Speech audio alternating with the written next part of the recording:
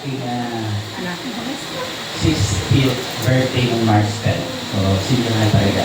Katunayan meron na yung senior citizen ID. So, anyway, sino po ang nag-enjoy sa inyo ngayong umaga sa pag-awitan? Palakpakan natin ang Panginoon. Marami pong nag-reflect sa mind ko habang inaawit. Napakaluha ako, napakaiyak ako dahil 2005, nung kami po ay tumumo dito, first time. Naalala ko yung sasakyan ni Pastor Bernard sa karag-karag na 300. At ang nakasakay ko doon ay nasa 16 katao. Medyo hindi siya malaki. Siksikan tapos may mga bags na kami, bandit kami dito sa area ni Pumunta. Habang umaawit, naalala ko, sabi ko yung journey namin. That is the first time na bumiyahe kami, it's 14 to 16 hours from Piesta pa ng Adyangan doon, that time. At dito po yung daan ninyo, Putikan. Kaya ang daan po namin nandito sa Sabang. Parang 45 minutes from Sabang going here, dito sa lugar nyo. So, ang dami po mga pangyayari. Naalala ko, 16 is sweet. Pag sinabi natin sweet 16 sa kabataang dalaga, sweet yan ang tawag sa kanila. Kasi 16 years old, so, ang inyo pong iglesia ngayon ay sumapit na kayo sa isang matamis na sitwasyon ng journey ng buhay nyo. So, samanin po ako at gusto ko mapakinggan ninyo ng mainam ang salita ng Panginoon. Manalangin po muna tayo. Shall we pray? Our dear God, dear Heavenly Father, we are so thankful that today, Lord, your opportunity para tunghayan ang inyong salita. Salamat dahil ang salita nyo ay katotohanan. Ang salita nyo ay kagalingan. Ang salita nyo pa ay may aming at aming itawagin sa aming malandas. Kaya hayaan nyo na umaga mabuksan ang diwa ng bawat isa sa amin patungkol sa inyong salita. Maging prema ito sa aming puso at pagkatay po namin ito habang kami po ay nabubuhay. Pagpalain po ang bawat isa sa amin sa pangalan ng Jesus. Amen. Amen. Sino po sa inyo dito ang napakaluha habang kumahawit? Amen. Ang sarap ng feeling, lalo na pagka alam mo yung journey ng buhay mo. 16 years, hindi biro ko yan. So, gusto nyo ba ikwento ko? Diyan sa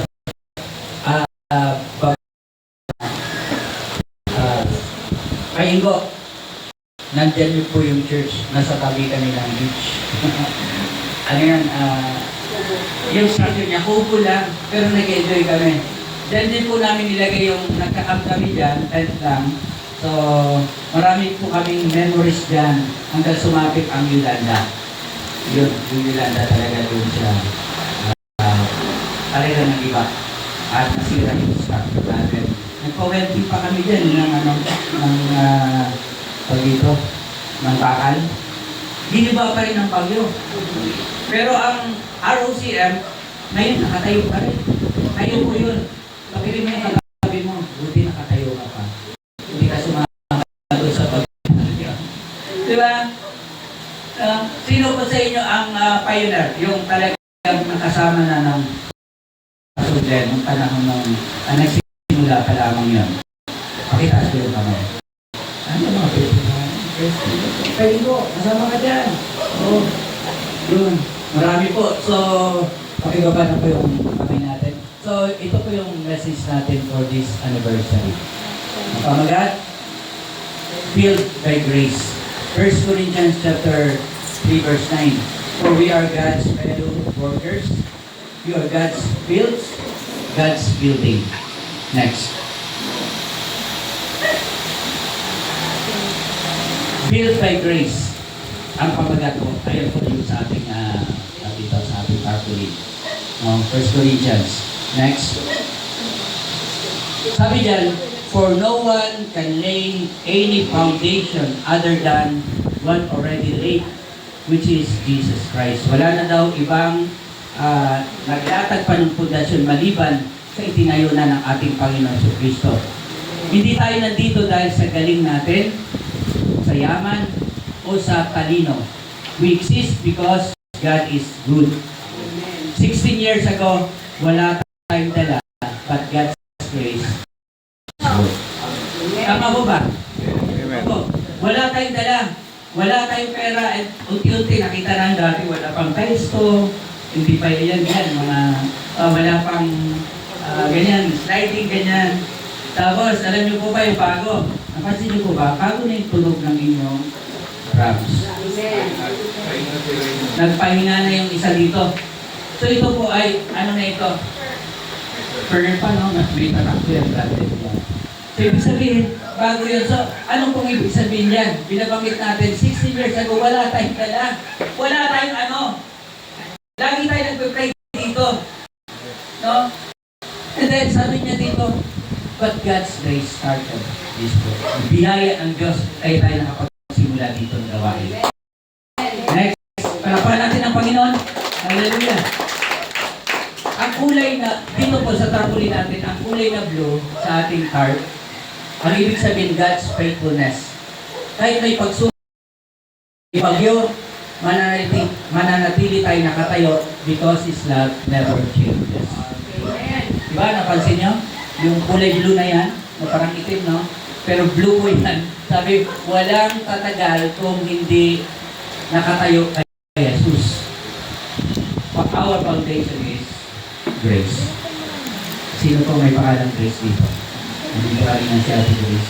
Ang ibig sabihin ng Grace sa salitang Greek, charis or biyaya, favor, o grasya.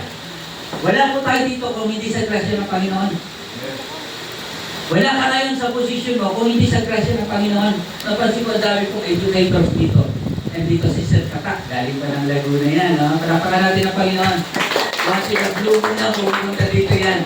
Si yung ating teacher, Pastor Rodel, yung ating magiging principal. Palakpan po natin mga educators po natin dito. Wala kayo dyan mga kapatid kung hindi dahil sa biyaya ng Panginoon. Amen. At magiging educator din. Kukuha na lang ito ng exam. Ang dami yung mga educator dito. Di ba? So, ibig sabihin, wala tayo dyan sa posisyon without God's grace. So, next Amen. natin dyan. Pangalawa, our process. Build together in grace. O, tinayo tayo sa pamagitan ng grasya ng biyaya ng Panginoon. Kaya ka nakatayo dahil sa biyaya ng Panginoon. Kaya ako nandito, alam ko ba, si Pastor Buddy, ay madami pong pinagdaanan sa buhay bilang anak. Kasi lagi nakangiti, akala mo lagi may pera, di ba? Pero sa totoong buhay ko, bawat isa sa atin, mayroong mga journey na pinagdadaanan. At kung hindi dahil sa biyaya ng Panginoon, wala ako sa kalalagayan ko, wala kayo sa kalalagayan mo. Ay, nakikita ko mo ka dati iyak-iyak, may thesis daw, may ang daming pampak na mabalsahin, gagawin ng project, yung thesis nila. Diba, kung hindi dahil sa biyaya ng Panginoon, hindi natin kaya lampasan yan. Amen po ba? Kaya kanina may dahilan yung pag-iyak mo. Yung pagtulog mo ng luha kasi may pinaghugutan ka. May pinanggalingan ka. Dahil yan sa biyaya ng Panginoon. Yan po tayo.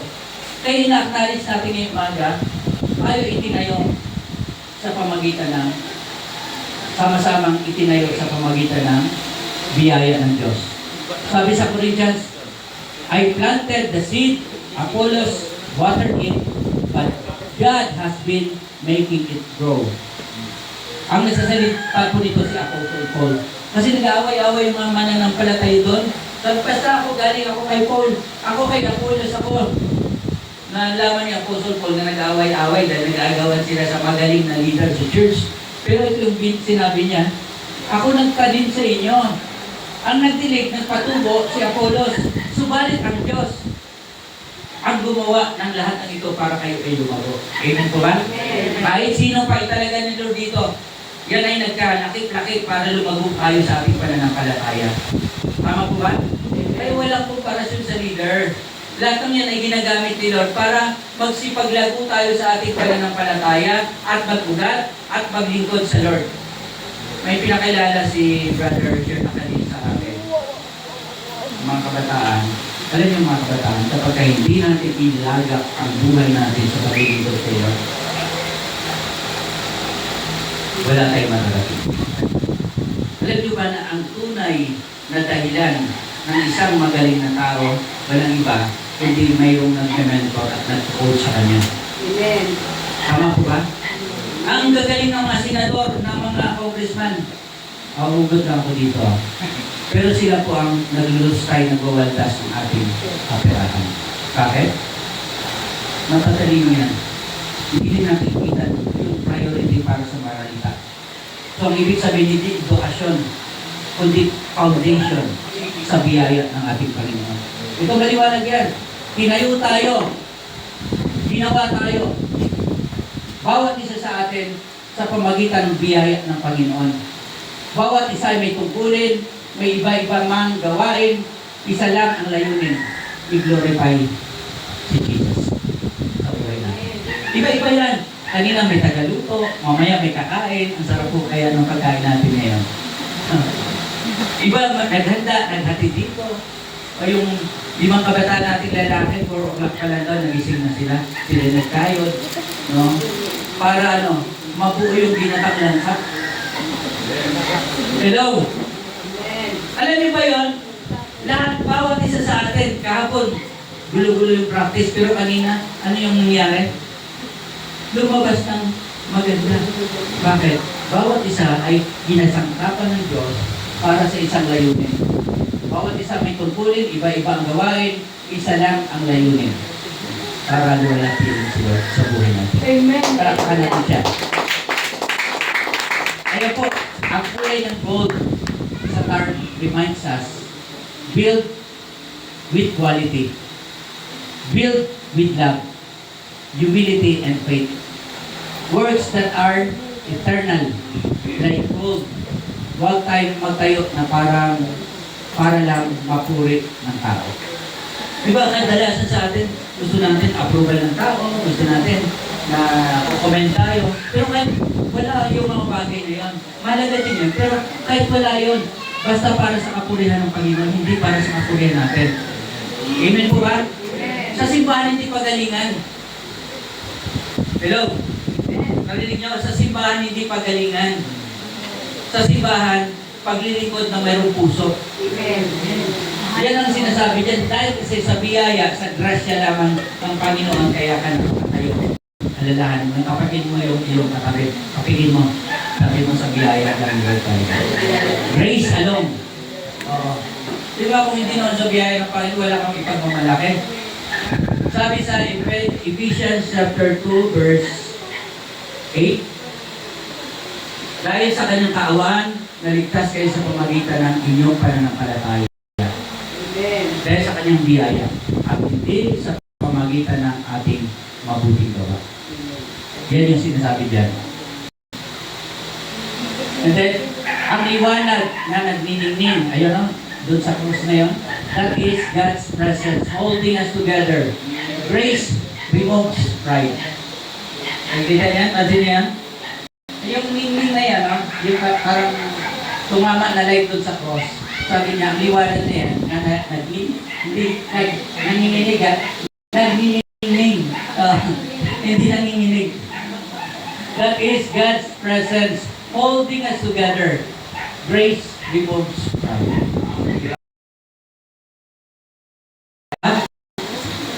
Dapat po, walang yabang ay kasukutan sa ating katawan. Tanggalin natin yung yabang at hindi nakakatulong sa ministry. Sa pamagitan ng biyaya, nako, alin yung sugdo ng biyaya? Naiyak ako dyan pagka naluluha ko pagka kinakanta. Yung sugdo ng biyaya, yung lampas-lampasan, sugdo na, sobra-sobra. Ibig sabihin sugdo na, sobra-sobra. Lampas-lampasan.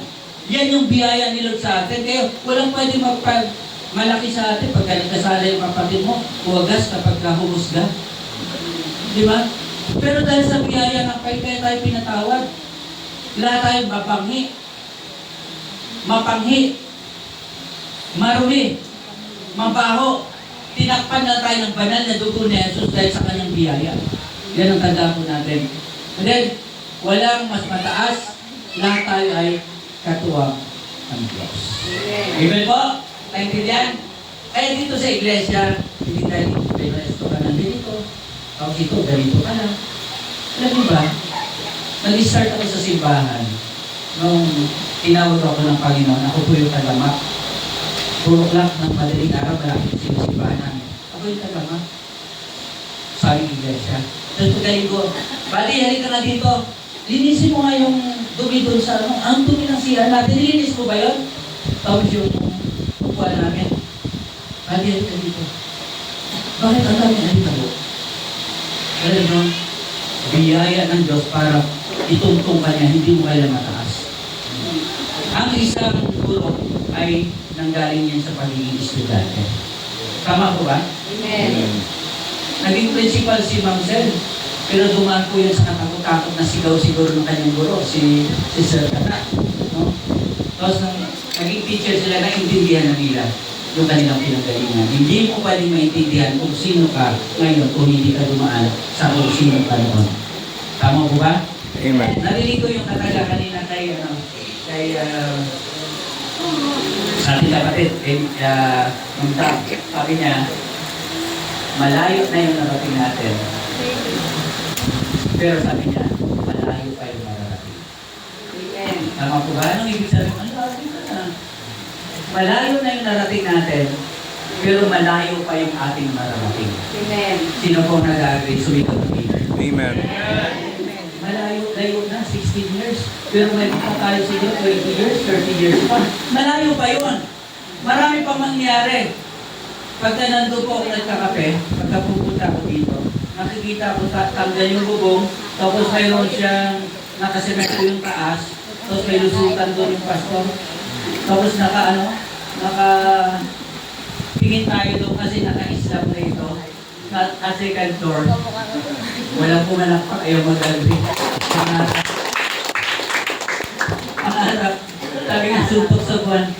Mangyari po ba? Ano po ba ito dati ng pinanggalingan nito? Lupa. Tapos may second, may attic na. pero po yun sa baba, may basement. Tingnan natin, gaganda po yan. Alam nyo, 16 years yung narating natin, malayo na, pero malayo pa. Amen. Yan yung ibig sabihin niya. Ang galing, no? Kaya tingin yung mga bagay-bagay na parang sa ngayon parang nakakover. Habang kumakanta ako kanina, nakita yung kamay ko, nakikita ko yung kalangitan. Si Lord, nag-a-approve ng ating ulit. Hello? Alam niyo yung puso na nag-worship, hindi lang sa muso, kundi lumalabas sa puso yung Ang galing pa yun. nakakaluwa talaga pagdating na kung gaano kaputi yung biyaya ng Lord na binigay sa atin.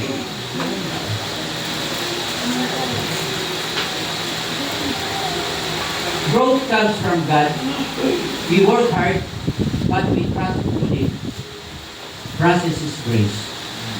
English, no? Sabi niya, ang paglago ay nagmula sa Diyos.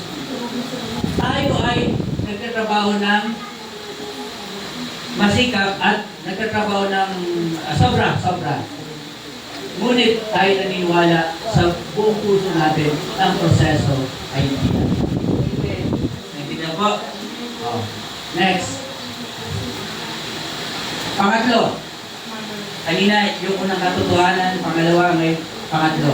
Tatlo lang po yan. Ang bilis, no? Kasi natatakam na ako sa pagkain, parang ang sarap eh. Nasama sa pagdiriwang yan. Sabi sa pangatlo, our purpose. Ano ba yung purpose natin? Bakit may iglesia? Bakit may church? Sabi niya, our purpose is live and share His grace. Mabuhay at ibahagi ang kanyang biyaya. Don't you know that you yourselves are God's temple and that God's Spirit dwells in your midst? Hindi niyo ba alam na ang inyong katawan ay templo ng Diyos? At kayo mismo, sabi niya, at ang banal na Espiritu ay nananahan sa inyong kalagitnaan. Amen. Alam niyo po ba, kakaiba yun na, pagka ginusto mo, sabi nila may paraan. Hello? Pagka ayaw, may dahilan. Alam niyo po ba lahat ng bagay pwede natin gawin? Amen. Nasa Pero sa katotohanan, ako po ay umalis, ang dami kong pinagastusan. Ang dami talaga. So ngayon, may ka-meeting ako. Naghabol ako ng oras, buti dumating ako ng bago mag-alas 4 kasi alis yung bus 4 o'clock. Naubusan ako ng pera. Mamaya, nag-chat ako sa kaibigan ko. Sabi ko, bro, pupunta ako ng Bicol, naubusan ako ng budget. Ano lang ba? Ano bang gagawin mo? Sabi ko, meron akong meeting sa Monday dito sa City Hall kay Robredo at saka sa Agriculture nila. And then, sabi ko, attend din ako sa anniversary. Akin na. Sabi niya, akin na yung Gcash mo. Siya parang excited. Drenas po ako, sinendan ako ng pera. Alam niyo yung gusto kong sabihin? Pagka ayaw mo, gagawa ka ng lahat ng dahilan. Dahil alam mo tinatamad ka, ayaw mo mag-effort. Pero pagka ginusto mo, mayroon kang way. Katulad nito, gusto kong maintindihan ng mga kapatid. Lalong sabi sa talata dyan, ano sinasabi dyan? Hindi nyo ba alam na kayo mismo, kanyang sarili ay templo ng Diyos at yung Espiritu ng Diyos na nananahan sa inyong kalagitnaan. Kalagitnaan means sa ating buhay. Hindi nyo ba alam na may banal na Espiritu tayo na nananahan sa atin? Alam nyo ba na ang banal na Espiritu ay makapangyarihan? Amen. Mula nang tinanggap natin si Jesus bilang Panginoon at sariling tagapagligtas, we have that authority to command, to speak, to declare.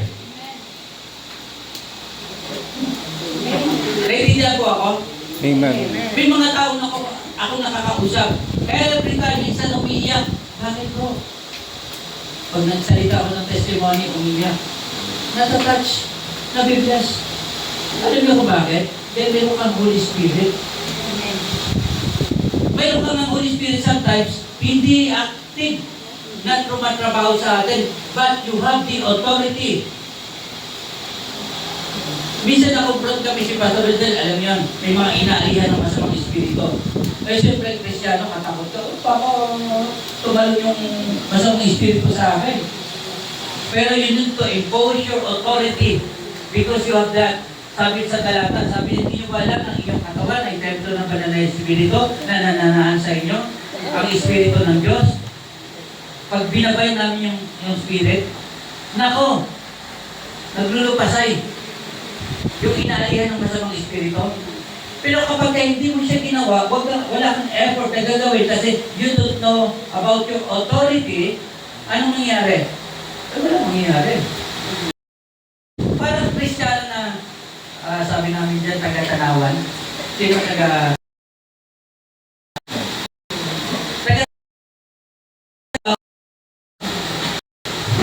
Upo lang yan, nakatanaw yung kamasin. Tanawan is Batangas. Yun yung municipality niya. Pero may mga Kristiyano din Tanawan. Taga-upo. Nagmamasid. Makikinig. Pagkalinggo atin. Tapos uwi. Walang nangyari sa buhay. Kasi bakit? Hindi ng effort para gamitin yung banal na espiritu sa buhay niya. Sa totoo lang, mayroong karamdaman. Tapos nalaman mo, pinag-pray mo. Siyang ba nang gumaling? Because may Holy Spirit ka. That is our authority. Kalaki po yan ang grasya na binigay sa atin ng Diyos. Biyaya po yan ng Diyos sa atin. So we need to exercise our authority. Kailangan natin trabahuin yan, Pastor Rodel. Dapat yung emphasis natin about the Holy Spirit. Kasi without, sabi na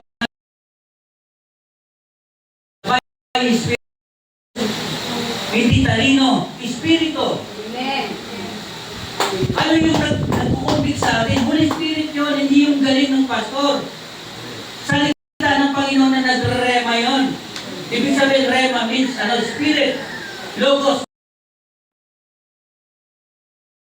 Pakinggan natin yung sinasabi ni Pastor Bati, pero walang tama. Lumalakad daw sa kasalanan. Bakit hindi ako?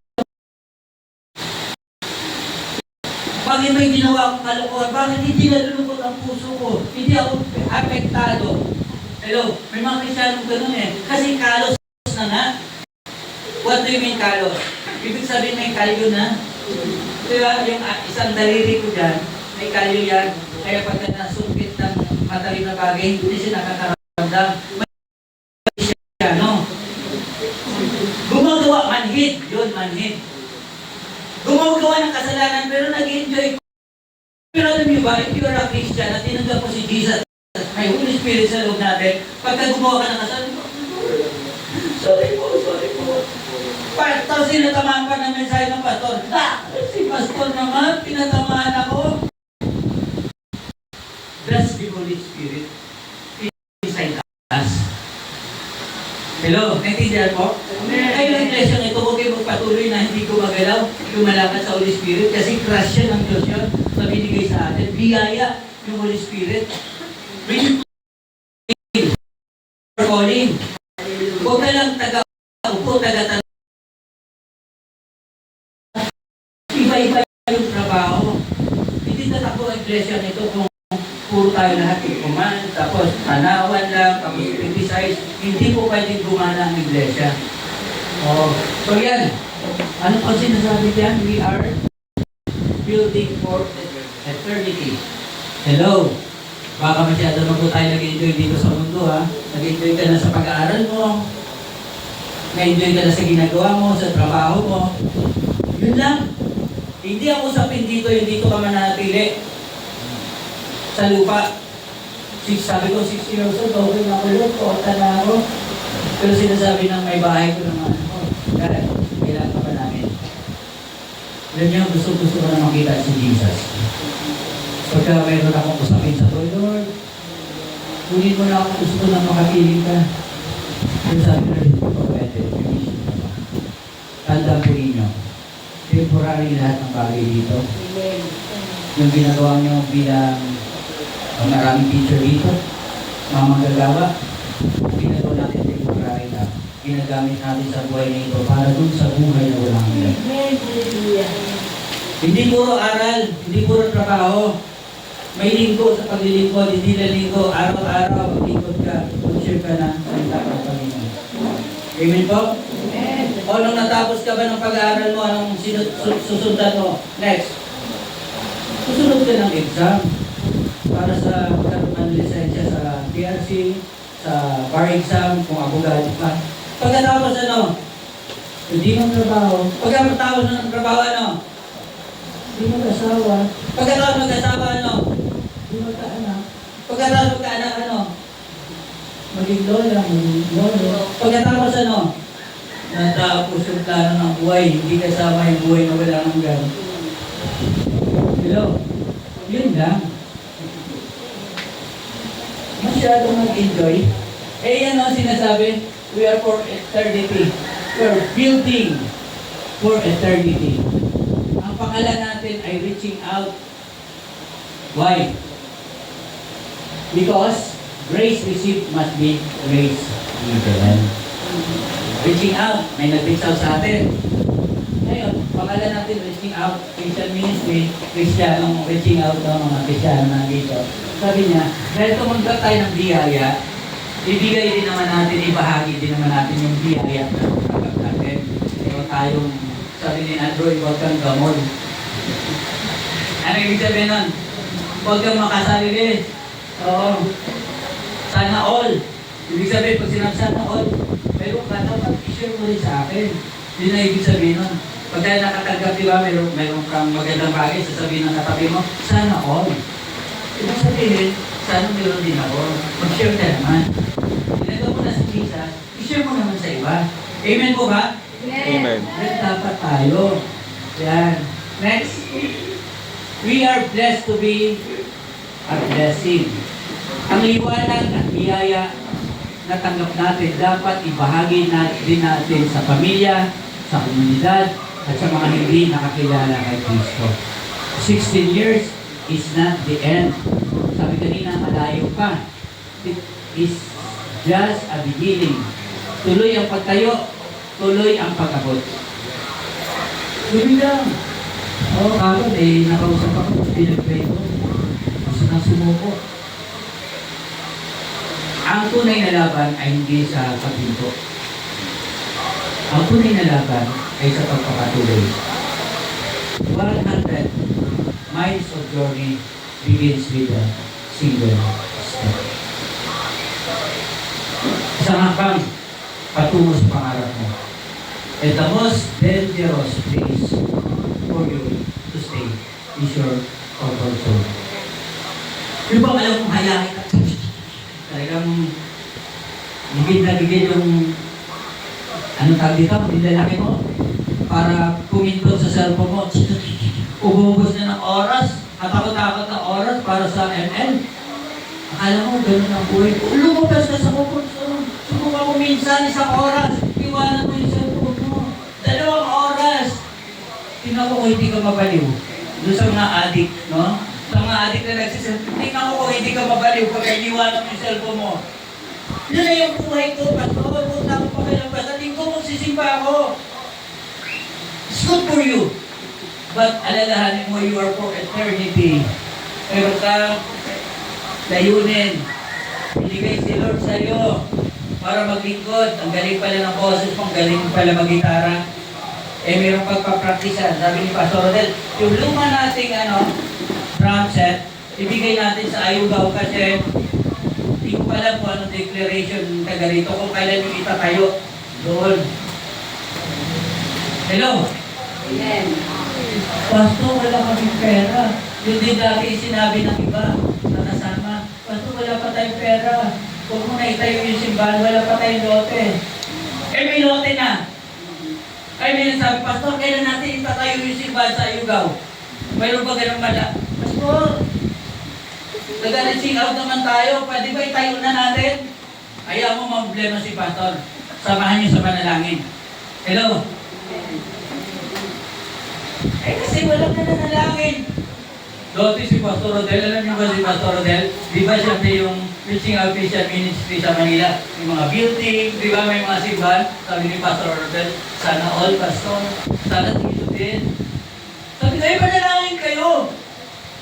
Eh kami, alam mo naman nanalangin tayo, di ba? Wala tayong simbahan doon sa puno ng Sir Apple, mamupahan sa apartment, 2,500 isang pupunta namin, 1,000, 4 na oras, palipat-lipat, hindi na kinaya, pumunta sa isang community, 4,000 isang apartment, doon kami nagpe-fellowship, tapos sa umaga, nagising na lang kami, 5 o'clock, nagpe-pray, 5 months, tuwing umaga, hanggang sa ng Panginoon. Kaya sabi ko sa kanya, mayabang lang kayo pagka binigyan kayo ni Lord, samantalang sasabihin nyo, kaya nagkaroon ng ganito sa Adjanaw kasi yung mga kapatiran ay nanalangin sa Panginoon para itayo yung iglesia nito. Amen po ba? Eh, pero pa natin si Lord. Effort ni Pastor, effort ninyo yun. Kaya yung gagawing church sa Ayugaw, pagawa mo na ng plano, perspective, ng drawing, lahat ng bagay, di ba? Nanggaling sa drawing. Pagka nagkukwento ako, ay, drawing niya, Pastor. Tingnan natin, kukulayan ko yan. Hello? Amen. Tigas nyo? Kung walang drawing, walang kukulayan. Anong kukulayan? Kukuhin ka na dyan na walang arte. Amen? Yan, yung Ayugaw magkakaroon na, tapos may drums na kaagad. O gitara na lang. Di ba? So, praise the Lord. Ano sabi dyan? We are saved by grace, built by grace, to share His grace. Yan na sa kabuhan yung tatlong yan. Next. Conclusion. Alam niyo ba yung pagka natapos na, kailangan may conclusion, kailangan i-close yun.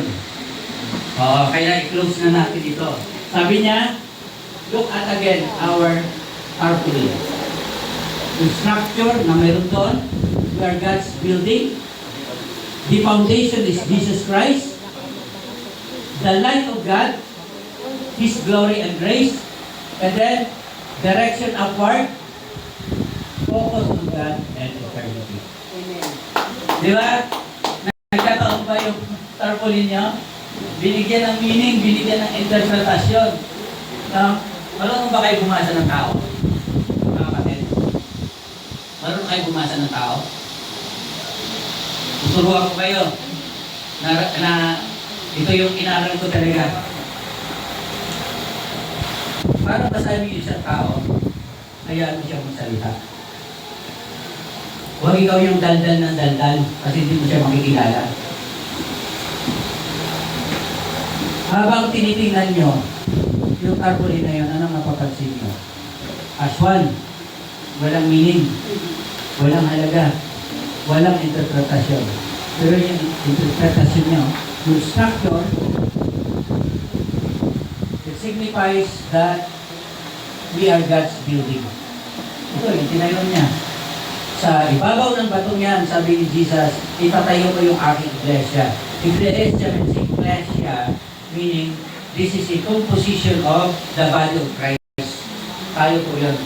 And then sabi niya, yung foundation, para tumatag ka, dapat si Jesus Christ nandyan. Yung liwanag ng gold na yan, yun yung kaluwan at biyaya ng Panginoon. At yung cross upward, pumupokos ito sa Diyos at sa buhay na walang hanggan. May next pa dyan, Ian. Okay. Ayan po. Sa kabuuan ng konklusyon natin ngayong umaga, anong po ang halaga dito para sa akin? Hello. Focus po muna dito. 3 minuto na lang. Ano po ang halaga ng ating pinag-uusapan? Bahagi kayo ng building na ito na itinayo at itinanim ng Panginoon. Pagkabahagi, anong ibig sabihin niya? Ang sakit ng kalingkingan ay ramdam ng buong katawan.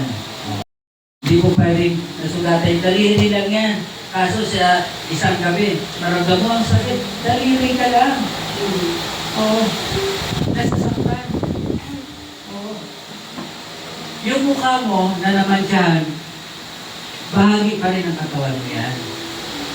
Pagka naman dyan yung body, apektado ang lahat ng katawan ni Kristo sa ROC. Naalala nyo, last time, dinigsakay ng pagsubok, ang humarap pa leaders lang. After 3 years, yung simbahan, dumating sa sandali na, ilalala dito, ilalala dyan.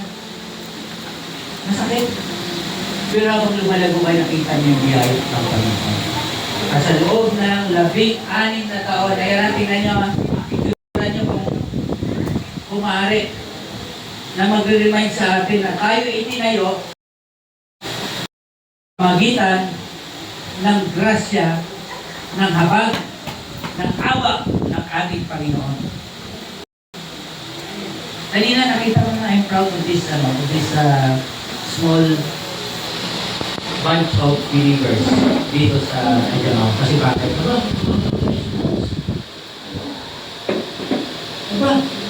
Mga influential. Tapos may mga gag-graduate pa. Alam niyo, bunga kayo ng Sunday school. Alam niyo, bunga kayo ng mga magulang niyo pag nagkakwentuhan yung mga matatandang ito. Sabi nila, dati sa Ayugaw po, nag-ano kami doon. Nag-start kami ng simbahan. Bunga kayo. Yung matatanda nandito, igalan nyo kasi bunga kayo niyan. Last Monday, galing po ako ng Bukidnon. May mga katutubo doon sa lugar. Ang bahay, talagang sira-sira. Tapos may isang simbahan na siguro po, maliit lang dito. Tapos puro kawayan, magigiba na rin kasi iniwan po pala ito ng missionary Amerikano. Ang pangalan ng church is San Abel Mission. Under ng New Tribes Mission. Doon sa katutubo. And then, pinikuran ko siya. Tapos, yung kapitan na tinutulungan namin, nagpo-coach kami doon sa kapitan, kasama ko sa government official. And then, habang titingnan namin, may lumapit na matanda, yung salita siyempre katutubo. At in-explain sa amin yung kapitan, sabi niya, bro, sabi ng matanda, hindi bali yung bahay, hindi magawa. Basta ang simbahan ay magawa para sa kanyang mga apo, sa kanyang mga katibo. Sabi ng direktor, ang direktor ay hindi Kristiyano. Sabi sa akin, Pastor, nakakasakit ang mga puso. Babalikan natin yan. Patayin natin ang simbahan. Sabi ng mga kaibigan ko. Kasi legacy ng matanda. Iiwan sa kanyang mga apo. Ang simbahan. Amen. Umuwi kami. Diretso. Doon sa tinutuloyan namin. Hanggang gabi kinakausap ako, Pastor. Anong gagawin natin? Sabi ko, bahala na po si Jesus. Dahil may tinawagan ng kaibigan na tuloy. Babalik ulit kami para makita yung Jesus. You know what? This church is already here. Built in this space. And marami pang matatanda. May Rosa, may Igo. Kayong mga may edad na dito. This is your legacy. For Sir Kata, sa kanyang mga anak, sa inyong mga apo. This is your legacy, kaya binabalik-balikan yung Adyangaw eh. Di ba? Kasi ang Adyangaw ay mayaman. Hello? Naniwala kayo? Mayaman ang Adyangaw. Ipang kahapon, nandun kami, grabe. Lovely. Tapos nang talaga kami magbabayad sa Manila, pupunta pa kami ng Batangas, ng Cavite, ng Real Quezon. Samantalang kayo tatalon na lang sa wall. Andiyan na yung dagat, hindi nyo ba sinasamantala? Di ba? Hello, mayaman. Amen. This is your heritage. Even in this church, this is your heritage. Hello, 16 taon na pinaalala ni Lord sa atin na tayo ay binayaan ng isang iglesia, ng mga kapatid dito, ng isang pamilya. Kaya ang sinasabi, i-pressure natin ang kanyang buhay. Amen. Hallelujah. Tumayo po kayo.